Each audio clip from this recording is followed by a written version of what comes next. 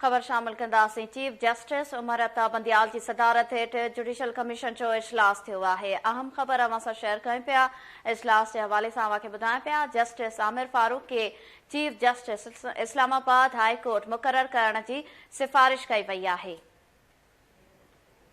Justice Aamir Farooq Islamabad high court जो senior तरीन जज आहे। Judicial commission Islamabad high court जे चीफ जस्टिस अतर मिनुल्लाह खे सुप्रीम कोर्ट जो जज मुक़रर करण जी सिफ़ारिश करे छॾी। इन हवाले सां वधीक तफ़सील मालूम कंदासीं। लाइन ते मौजूद आहे KTN न्यूज़ जो रिपोर्टर इब्राहिम कुंभर। जी इब्राहिम, छा तफ़सील आहिनि?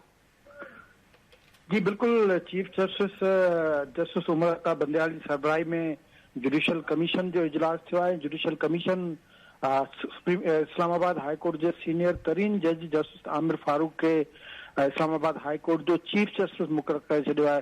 इस्लामाबाद जो हाई कोर्ट जो chief justice justice Athar Minallah जीअं त सुप्रीम कोर्ट में उनजी मुक़रर जी सिफ़ारिश थी चुकी आहे। उनजे करे chief justice Islamabad high court जी जगह ख़ाली हुई। उन ते सीनियर तरीन जज जस्टिस आमिर फारूक खे नओं चीफ जस्टिस मुक़रर करण जी सिफ़ारिश कई वई आहे। जुडिशल कमीशन जे नओं रुकनी जेका नओं मेंबरनि ते ॿधल जेको कमीशन आहे उन जस्टिस आमिर फारूक जी मुक़ररी जी सिफ़ारिश कई आहे। हाणे पार्लियामेंटी कमेटी ॾांहुं इहा सिफ़ारिश जेका मोकिली वई आहे उतां हतमी मंज़ूरी खां पोइ सदर ममलिकत जस्टिस आमिर फारूक जो इस्लामाबाद हाई कोर्ट में बतौर चीफ जस्टिस तौर नामज़दगी मंज़ूरी ॾींदो। जी वॾी महिरबानी नासिन। इस्लामाबाद खां इब्राहिम कुंभर तफ़सील ॾिना आहिनि।